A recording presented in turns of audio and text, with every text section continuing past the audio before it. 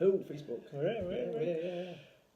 Hey guys, it's Matt. Hope you're well. Just going to shoot a little video here with Si, just over at his place tonight, just having a catch up about the weekend's events. And obviously, I know a lot of people watching this have followed Simon's journey and all the way along. And so I just wanted to really share with you a little bit of that journey, but also give you a bit of an insight into perhaps what it takes to get there and some of the commitments and sacrifices that get made.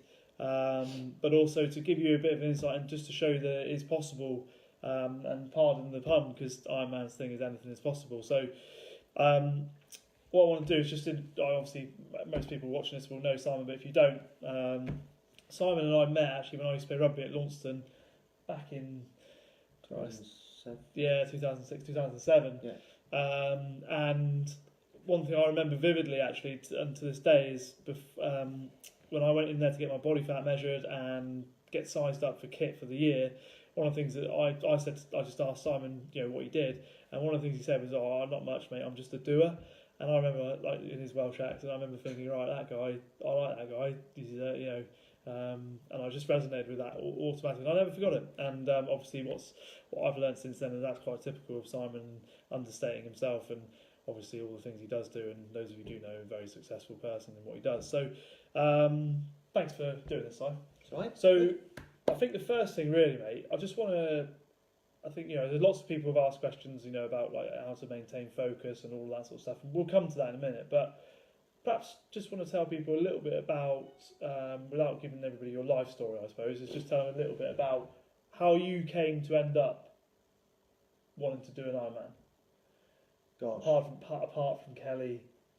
Yeah, it's all Kelly Sargent's fault, I must add. Yeah, and she knows it as well. Yeah. I was a rugby player as well. But I lived in Wales. Played rugby till I was about 34. I was a salesman. Finished playing rugby and then basically put a lot of weight on. Social life went a bit crazy and just became unfit. And it was back in 2012 when we decided as a business that we have a health and safety discussion in work, as most big businesses do, or most all businesses do. And what we all agreed was that we focused too much on safety, and we kind of ignored the health part.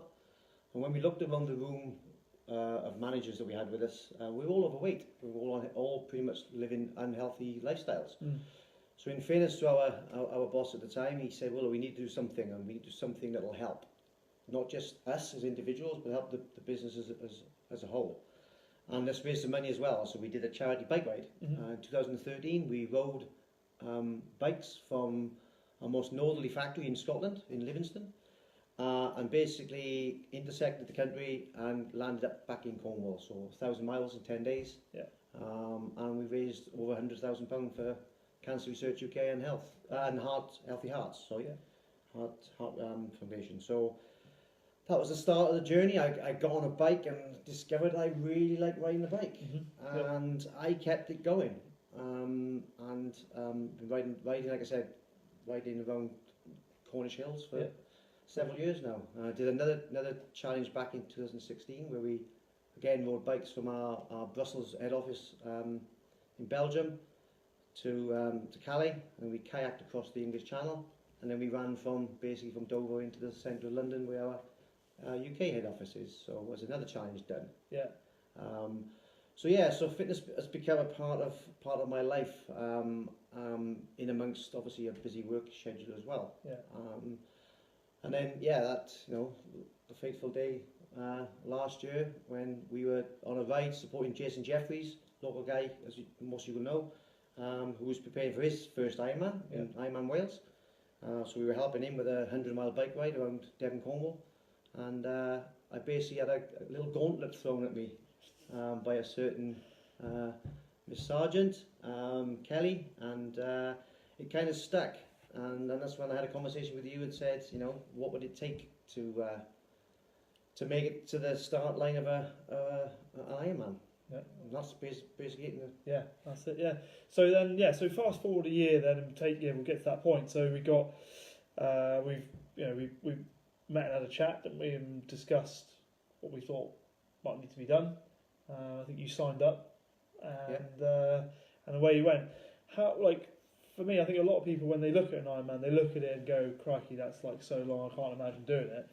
If you think about like the training that we've done and the way that we broke it down, so, you know, like to start with, you know, we focused on making sure we had your swim technique, we analysed that, and we looked at your running and we adapted that, and we focused on making sure that your mobility and your and to a point your strength in the first phase were taken into account. What would you say about that kind of approach versus the traditional kind of swim, bike, run approach? What would you like think back to sort of October through to probably February last year or this year now? Well, it was a massive shift in the way in which I thought about how we would approach training for Ironman. You know, it flipped me back, 30 years when I was playing rugby. It was run around the outside of the rugby pitch as much as you could, and then blast a game of rugby.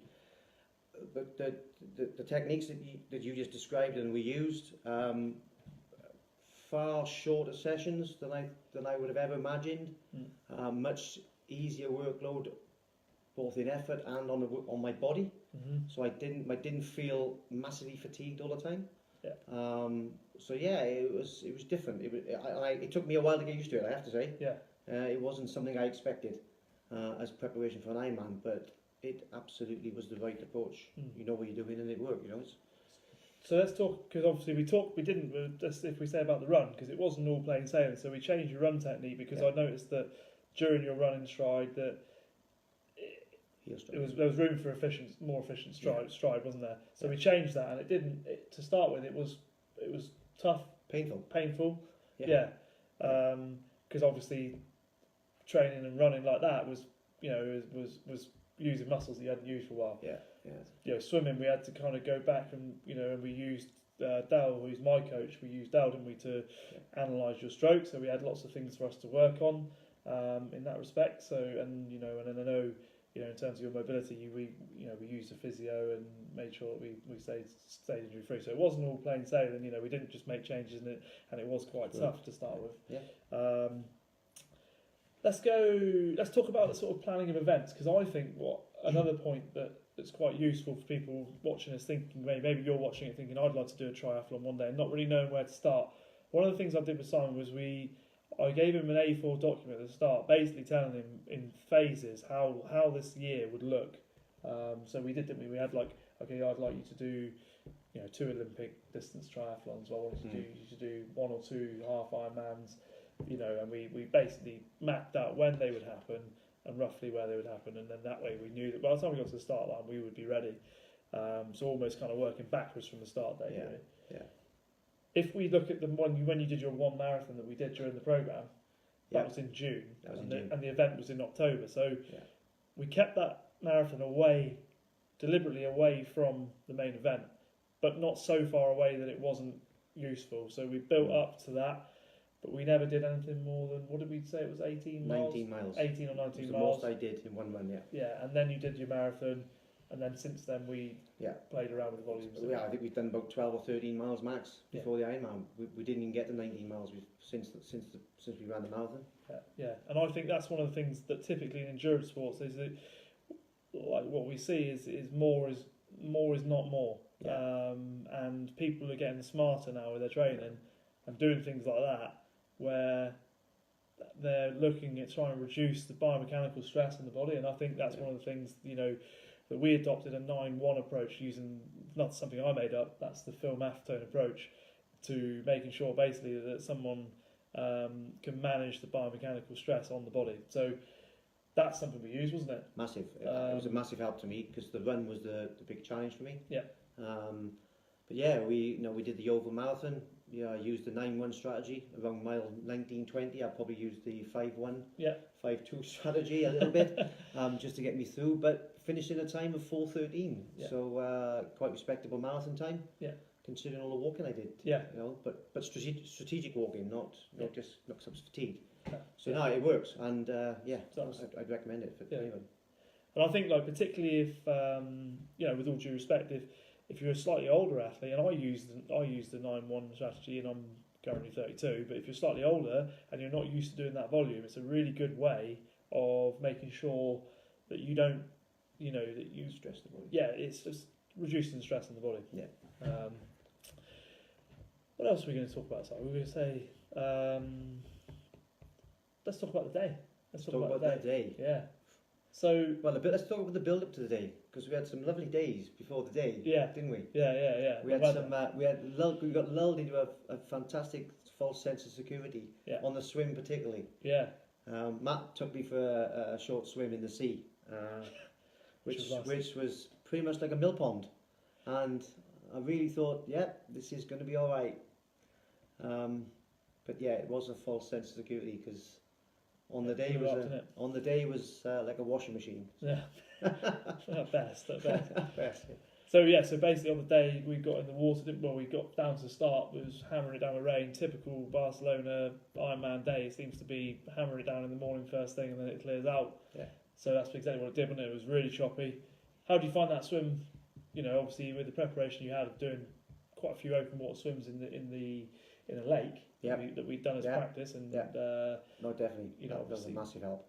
So getting wetsuit ready swims in before the event was a big confidence boost to being able to do it on the day, and you know, and like I say, it wasn't easy on the day, because the swell was so bad you couldn't see where the next distance buoy was, so you had to wait to ride the next wave up to see it. And I mean, when I turned, because we swam down, basically, guys, just, you know, we swam 1,750 metres down the beach before we could turn to come back home. And I got to the bottom and I was like 36 minutes. And I looked at my watch, thought, oh my God, this is amazing. You know, still had another 1,400-1,500 metres to swim, but confidence levels just rose. Yeah. And we were against the current then, though. Yeah. But it turned out well. It was then difficult getting back out of the water. I mean, the surf coming back in was really tough going, but what a feeling when you come out of the water having just swum 3.8 kilometres. And you know you can get on that bike. And you know you can get on the bike. And the bike was just wow. Yeah. So the bike then, how would you describe your feat? Because I, as I said to you before, I was actually worried he was going to overtake me on the bike. He thought I was joking, but I did a few training rides with Simon, and I realised he was actually a bit quicker than I'd hoped, because he was going to overtake me. So anyway, bike ride. Yeah. You know, I think you were spot on really. I think 5 hours 22 was the official time, wasn't it? 5 hours 22 for 112 miles on the bike. What was the average speed there? That must have been over 21 mile an hour. Yeah. 21 mile an hour over 112 miles, and then get off that and do a run afterwards. But well within your capability, really, I think. You know, So we trained to power. Yeah. Pretty much trained to power zones, and stuck to the plan. Barcelona was such a flat course. Yeah. So the temptation really was to, you know, really go for it. But, you know, me and Matt had talked about this a lot. All joking aside, you know, it was quite nice, you know, on certain rides we did to actually, you know, pass Matt and, you know, feel great about doing that. But the reality was that I had to manage the marathon at the end of the Ironman, which was the most important bit, because I knew that would be my kind of my biggest challenge really. So it was just about me sticking to the plan. Yeah, it's the most important thing. Not overpowering and going too fast. So I had enough to get myself into the run, and but it was fantastic. Yeah, fantastic bike ride. 2 big loops, 56 miles, and I loved every single second of it. Yeah, no, it was great. I think as well, the other thing with that is when you're out doing your training, you know, it's pointless training too hard, you know, at an intensity for a distance that's not relevant. So it's all got to be specific to the demands, right?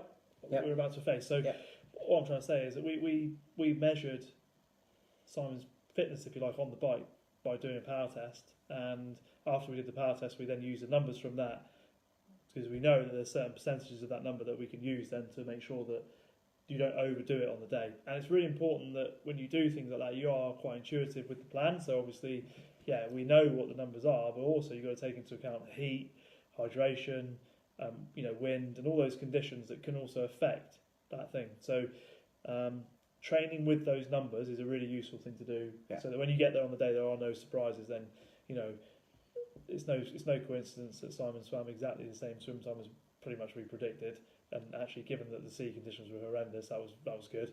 The bike time was pretty much as we predicted, and as we've always said with Just the run, it was about making sure we finish it. Yeah. So on the run, any thoughts go through your head? I know I sort of certainly felt pretty happy at times and pretty miserable at times. So I don't know, how do you feel? No. Do you know what? I went into a really dark place in Yeovil, because it's 2 big loops in Yeovil, and on the second one, around mile 19, 20, I really I didn't hit the wall, but it just became quite depressing. But on this marathon, the crowd support was different. You had lots of people around you, and I just think it's the elation of knowing that one more loop when you've finished your first full Ironman. It's just that thought. All 12 months worth of training are going to be worth it. Going to come to an end when you run down that chute and cross that line. So it was all right. I stuck to the strategy though, 9-1, and I walked the 8 stations as well, where they set up drink stations along the way. I think it's every 2.5 kilometres.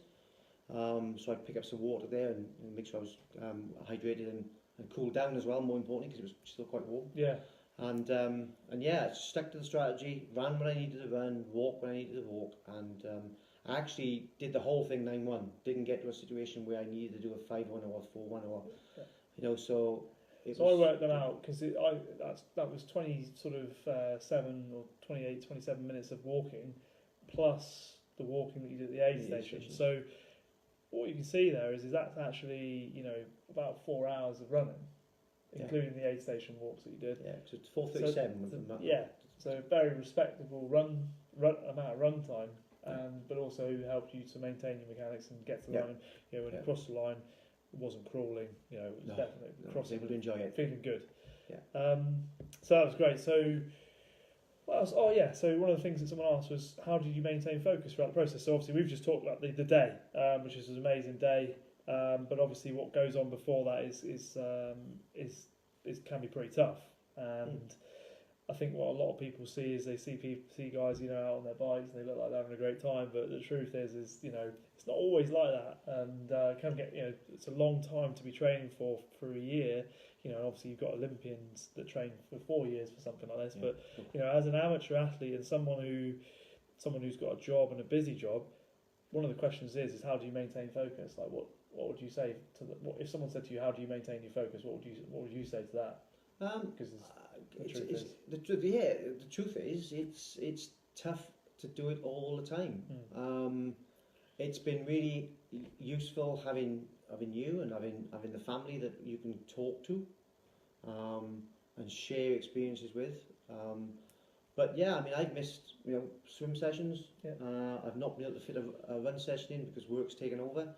I've rung Matt up and saying, look, I've missed. Should I try and catch up with the session? No, and no is the answer. Don't try and catch up on something you've missed because it's just non-productive. There's times when you think, it's oh my god, it's really tough and hard and difficult. Yeah. But it's having that conversation and understanding what the end goal is. And I think that's the most important about this kind of event. If you commit to doing something like an Ironman and you commit to a 12-month plan, just keep that final goal in mind. Because that's what you're aiming for, and you won't always stick to the same path you set out in the beginning. But the idea is you still get to that end destination, and you'll get in whatever way, shape or form you find. But so it's difficult to say you keep the focus all the time. No, you don't. Because I certainly lost focus a few times. Like I said, the swim. If any session was gonna fall over, it was gonna be a swim session, because it's difficult to get to a swimming pool and get it done. You can just chuck trainers on and go for a run, or grab your bike from the garage and go for a bike ride. So it's a difficult question to ask or answer. But the truth is that probably keep focused 95% of the time. That's probably aim for excellence, not perfection. Exactly. Yeah. So okay, cool. I think I'm just trying to make sure we answer people's questions that we came in. Is there anything that you think would be useful for people to know, Simon? I mean, when you're doing something like this, because I think some people, I'll be honest with you, I think a lot of people look at something like this and they ask that one of the questions I get is, I don't know how you do it, and I find that a little bit awkward sometimes, to be honest with you, because I'm no different to anybody else, and I'm sure you probably feel like that as well, Simon. We're busy people, but also we're no more talented and probably not even as talented as half the people watching this video. No, that's right. So, I mean, what would you say to someone who's probably thinking about, can I or can't I do it? Or I think really the question is, do you really want it? Because that's it, isn't it? It is. If you want to do it, you'll find a way. Yeah. I ask many people that question: how could I possibly fit in all those hours of training? I couldn't possibly think how I could run a marathon after getting off a bike after 112 miles, having just swum 2.4 miles in the sea. Yeah.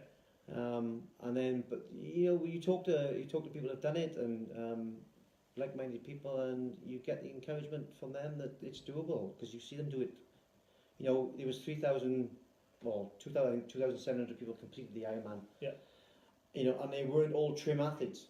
No. It was all shapes and sizes doing it, and all ages doing it. Yeah. And it's just they had the desire and the will to want to do an Ironman, and and if you want to do it, have the will to do it and the desire to do it, and you'll achieve it. Yeah. Yeah. There's no magic pill to take. No. And it doesn't have to be it doesn't have to be a full-blown long-distance Ironman triathlon that gets you there to start. Like we did, Simon did, half Ironman distance event, Olympic distance, a sprint distance triathlon in preparation for this. So, you might set yourself out with a target of doing a half Ironman distance event next year with using shorter events to build up to it. And then the next year you might do the full. So I think that's definitely something that you need to think about as well. It's about building it into the process, making baby steps all the way, and it happens in the Ironman as well. It happens in every triathlon. Swim first. Don't worry about the bike until you've done the swim. Yeah. Next job, bike. Okay, make sure you get the bike done and get off the bike, and then finish the run. So, yeah, definitely. That's certainly something I would say. Anything else? I think that pretty much covers it. Yeah. I mean, it's just to say, guys, if anyone is half interested in doing it, it's an amazing feeling. Yeah. Crossing that line and hearing those immortal words. Yeah.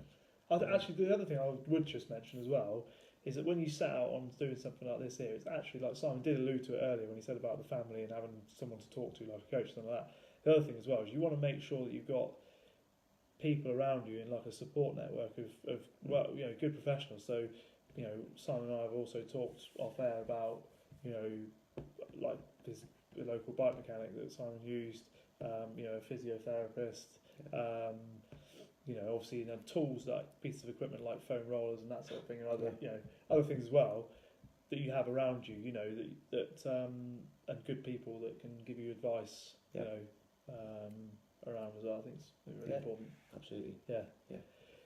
Cool. Good. Wrap it up. Yeah. I wonder we're not going to discuss his goals for next year on there because I don't want to put him under pressure on the spot now.